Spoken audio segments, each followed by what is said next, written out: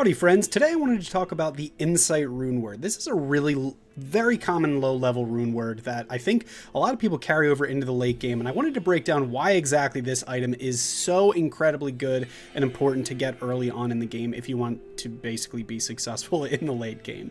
So the Insight rune word is going to be a Ral Tier Tal Soul rune. This is going to be in a non-magic polearm staff or missile weapon. The missile weapon is actually newer in a more recent recent update, so you can have like the level or the Act 1 Mercenary, the Rogue can use this, or you can have it be in more typically the Act 2 Mercenary with a poleaxe.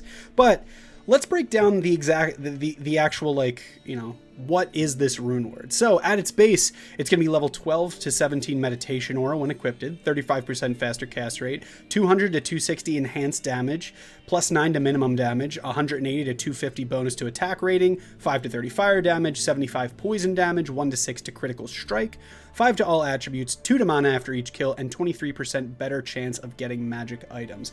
So at the top, let's break down why is meditation important. So meditation is a paladin skill, as a lot of you may already know, but it helps with mana recovery rates. So if we actually flip over here, so it looks like it can be from level 12 to 17.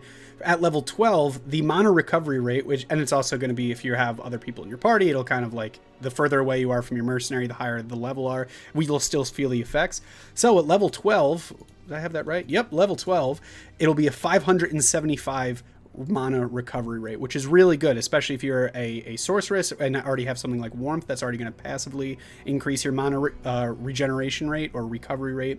It's going to be incredible. But if you look at 16, it jumps up to 675%. So that's actually a pretty big difference. This is going to be really important for any caster builds, anything, like I said, if you are doing some sorceress, if you have the mana shield, so that's going to basically be doing a portion of the damage that you take and dealing it to mana. If you're trying to run in the later game, you want to make sure that mana is recovering at a really quick rate. So maximizing the meditation aura is going to be awesome. 35% faster cast rate. I don't think that's going to be super important, especially if you're using like an Act 2 Mercenary, maybe an Act 1 Mercenary with the, I think it's the Sightless something skill that they use. They'll just be able to cast it faster. That's not really too crazy. 200 to 260 enhanced damage. That is going to be really big, especially if you have, again, an Act 2 Mercenary with an elite poleaxe. If it's like maybe some ethereal, like an ethereal Colossal Vogue. That plus 260 enhanced damage is really going to take that to be just a chunky weapon. Plus 9 to minimum damage. Congrats, plus 9 to minimum damage. The bonus to attack rating, so this is going to make sure that you're, especially, I'm going to be talking generally about if you were to put this on an Act 2 Mercenary. So the plus to attack rating, that's just going to make sure that your Mercenary can actually hit more often. So if a monster has a higher defense, the attack rating starts to kind of overcome that, and you'll be able to deal damage more effectively more often. Adds 5 to 30 fire damage, nothing too wild, just a little extra damage in there to kind of spice things up. Plus 75% poison damage over 5 seconds. This one is actually way more overrated or underrated than I think most people think about. So poison damage and chance to bleed or open wound actually prevents monsters from healing. So as long as they are being poisoned, so essentially if your mercenary lands a hit, for that 5 seconds, adding poison damage makes it basically not effective, or the monster's health recovery not effective. So if you do things like in some of the later game, you've probably come across this, that you're not able to deal damage fast enough, and the monster's life will just keep creeping up. But if you have poison damage, that actually mitigates that effect, and they will not be able to regain their health. So that's going to be awesome, especially in some of the later games where you're going to be relying on your mercenary to try and take down a lot of these like immunes, like if you're doing like a chaos run or something like that, and you have a magic immune, if you're doing hammers, Lord Disease, or Decise, however you pronounce it, that's going to be, you're going to want to use your mercenary to deal damage. Similarly to like in the throne room, if there's going to be magic immunes, cold immunes, whatever there are, you're really going to want that mercenary to be dealing a lot of damage, and the damage that it deals to be effective in the way that it should be. Next, 1 to 6 to critical strike.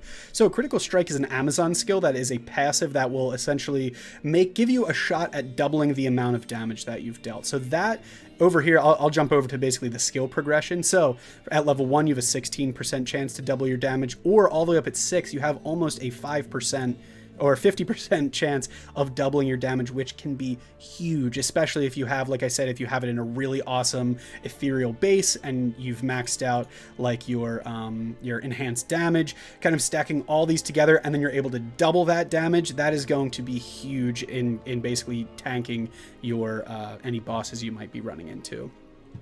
Plus $5 attributes. This is just going to be nice if you're trying to bump your mercenary over, just to use different, better gear. Really nothing too crazy about that. Plus 2 to mana after each kill. Not going to be super important for a mercenary, but it is nice to have.